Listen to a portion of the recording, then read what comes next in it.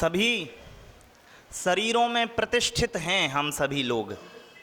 हम सभी लोग शरीरों में प्रतिष्ठित हैं, ठीक है। तो हम ये भी देख रहे हैं कि यहाँ पर जब शरीरों में प्रतिष्ठा है तो वह प्रतिष्ठा आयु से सापेक्ष है।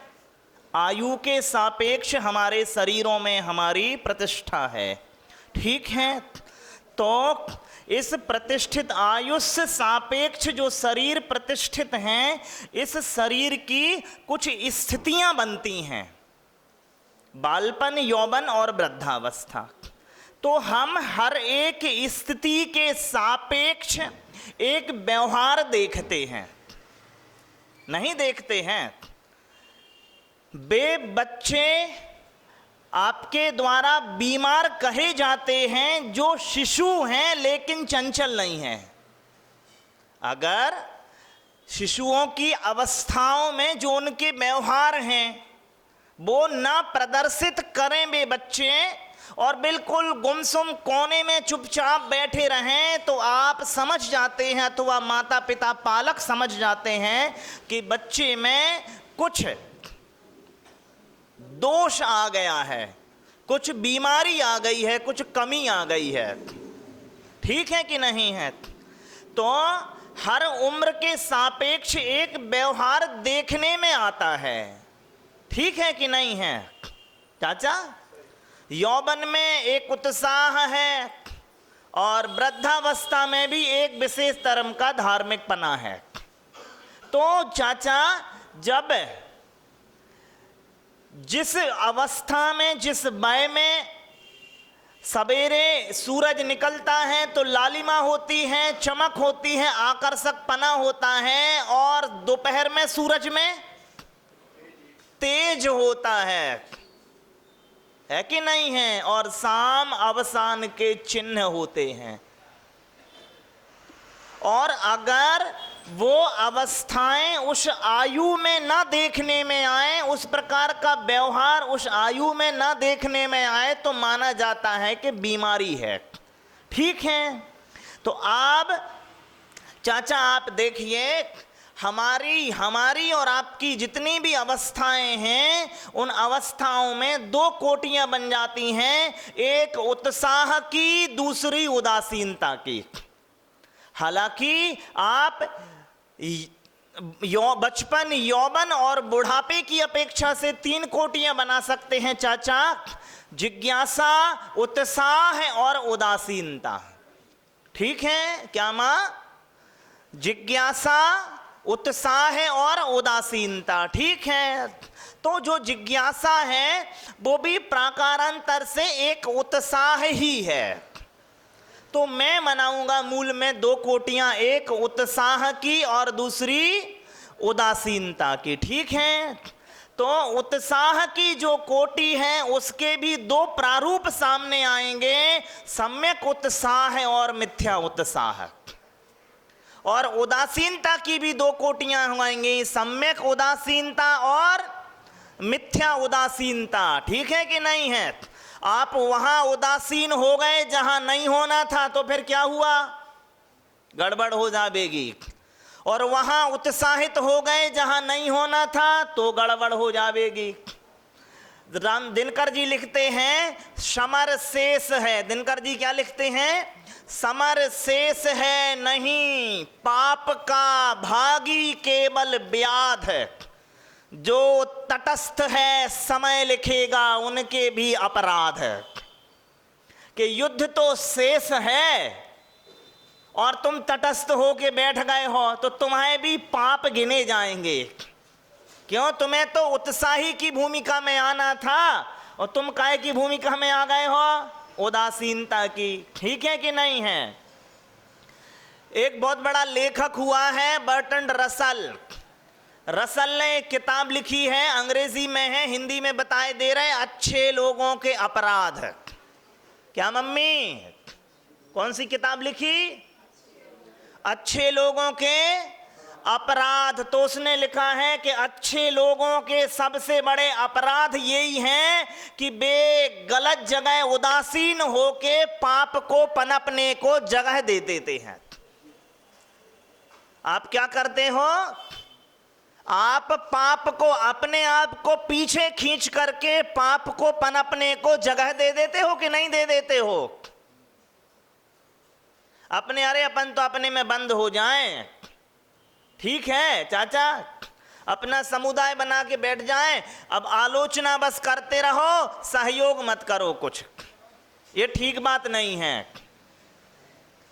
कि नहीं? अंबेडकर का एक बहुत बड़ा कथन है कि अच्छे लोगों के सबसे बड़े ये दोष हैं कि वो राजनीति में न आके बुरे लोगों को सिंहासन दे देते हैं। ठीक है, तो उदासीनता तो है आपकी, लेकिन ये सम्यक उदासीनता नहीं है, ये मिथ्या उदासीनता हो गई। ठीक है कि नहीं है?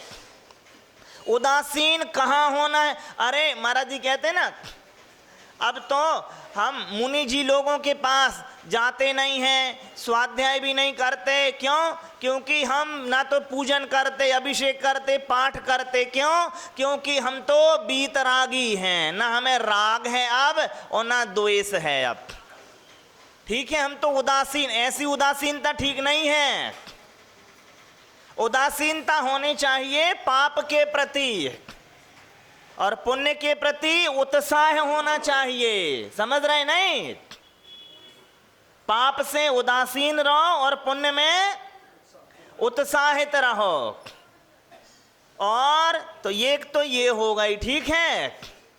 और क्या हो गई? तो ऐसे ही उत्साह के दो प्रारूप बन जाएंगे। महाराज जी कह रहे, क्या कह रहे चाचा? प्रणामम विनयम चैव ना कुर्यु शुद्ध दृष्टि। जो सम्यक दृष्टि होता है वो हर जगह प्रणाम नहीं करता रहता, हर जगह विनय नहीं करता रखता, हर जगह है। तो वो ऐसा नहीं, मैं तो उत्साह से भरा हुआ हूँ, मैं तो प्रेम से भरा हुआ हूँ, मैं तो विनय से भरा हुआ हूँ, तो हर जगह विनय किए जाओ, हर जगह प्रेम किए जाओ, हर जगह उत्साह दिखाए जाओ। नहीं भैया, सम्यक उत्साह और मिथ्या उत्साह की दो कोटि बनाओ। ठीक है कि नहीं? नहीं तो हर देवता आपके माथे के आधार हो जाएंगे। क्या? हर देवता आपके तो भैया इतने भी उत्साहित नहीं होना है तुम्हें। ठीक है कि नहीं है? उत्साहित हो, लेकिन उसमें सम्यक पने और मिथ्या पने के दो प्रारूप बनाओ। मैं तो उत्साहित हूं तो हर काम करना है। अरे तो पाप के काम थोड़े ही करने हैं। ठीक है कि नहीं? अभी कल अपन परसों पढ़ रहे थे ना, उसमें अनर्थ दंड में। तो अनर्थ दंड में क्या है? किसी ने तुमसे चक्कू मांगी, तुम तलवार लेके खड़े हो गए, जेल ले। अरे ऐसे उत्साहित नहीं होना भैया, है कि नहीं है? वो सलाह मांग रहा है पाप करने की, तुम सलाह का मैं रास्ता दिखाई देता हूं, चलो ये करो। ऐसे उत्साहित नहीं होना है। और ऐसे ही उत्साहित खूब हैं हम लोग। उत्साहित हैं कि नहीं? ऐसे ही उत्साहित हैं माँ। तो इस शरीर सापेक्ष जो हमारे इस औदारिक शरीर में दो ही चीजें बन रही हैं, या तो उत्साह है हम में या उदासीनता है। आप में दो ही चीजें हैं मां, या तो एक तो उत्साह है, दूसरा क्या है? उदासीनता है। तो आप सम्यक उत्साह मिथ्या उत्साह देख लो और सम्यक उदासीनता मिथ्या उदासीनता देख लो। ठीक है कि नहीं है? देखिए, नहीं तो क्या है चाचा? वो है फितूर होता है हर उम्र में जुदा। क्या? फितूर होता है हर उम्र में जुदा, खिलौने माशूका रुतबा और खुदा। क्या? खिलौने माशूका रुतबा और खुदा। तो यदि अब आप में जो उदासीनता दिखने लगी है वरिष्ठपनों में, तो ये सहज उदासीनता नहीं है।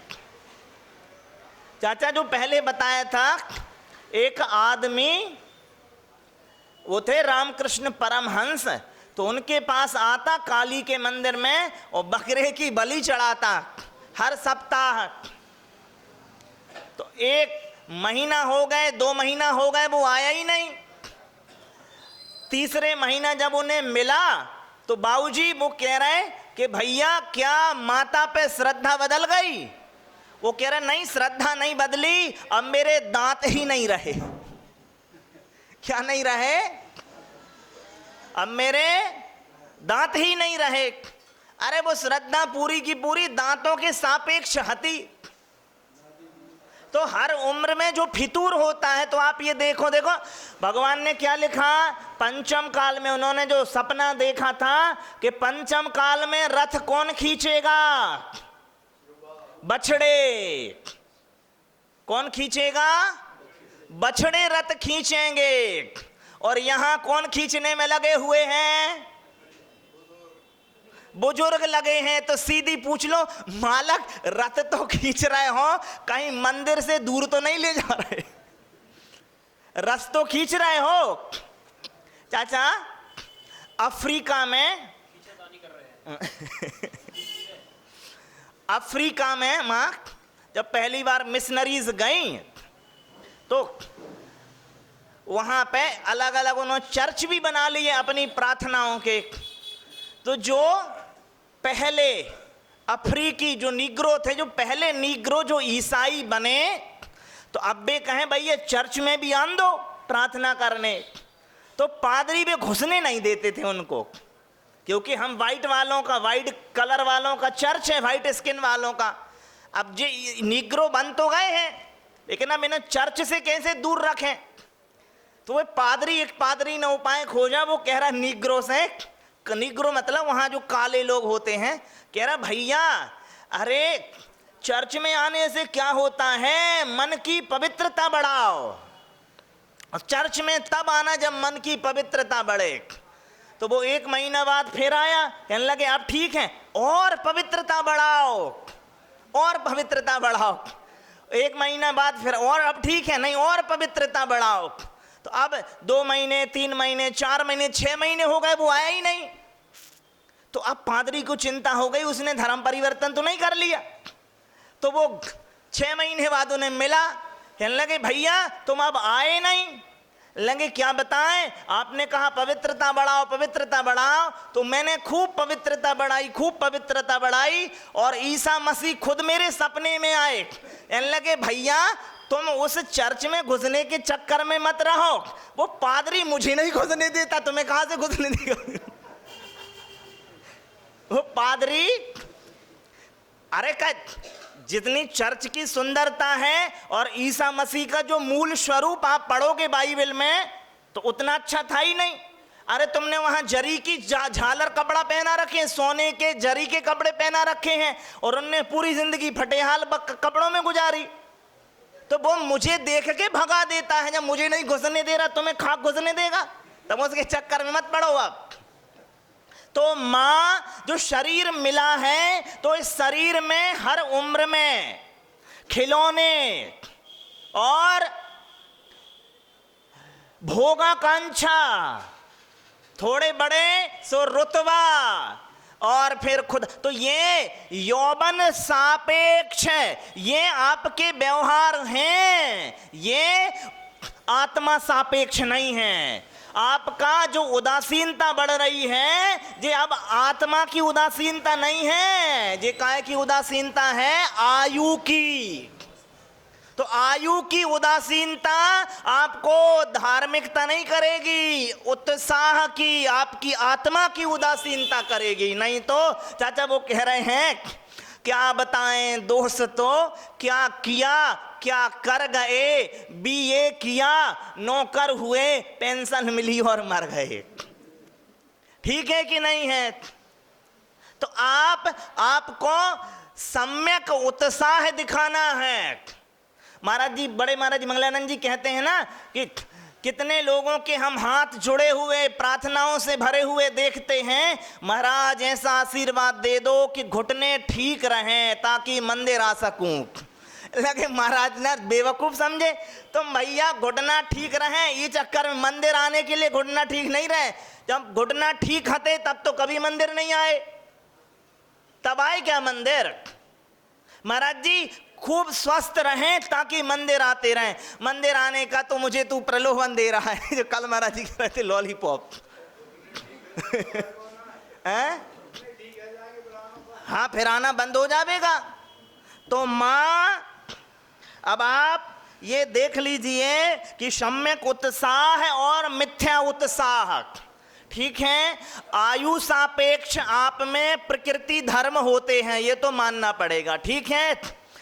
ये भी मानना पड़ेगा चाचा कि जो अगर बच्चे शांत बैठ जाएं तो बीमार समझ लीजिए, और वृद्ध अगर ज्यादा गतिविधियां बढ़ा दें तो समझ लीजिए वे भी बीमार हैं। सहज उत्साह नहीं आ रहा है उनमें। क्या नहीं आ रहा है?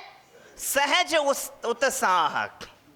और तो अब आप कहो भैया आप तो कह रहे हो उत्साह बढ़ाओ और दूसरी जगह कह रहे हैं उदासीन हो जाओ, तो मां अब आप उदासीन होने में उत्साह बढ़ाओ।